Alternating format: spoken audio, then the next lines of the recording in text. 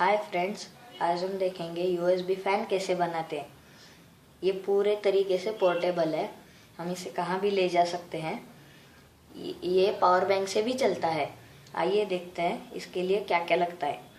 Glue gun, soldering gun, 5 volt DC motor, propeller, mobile cord. Let's start to make it.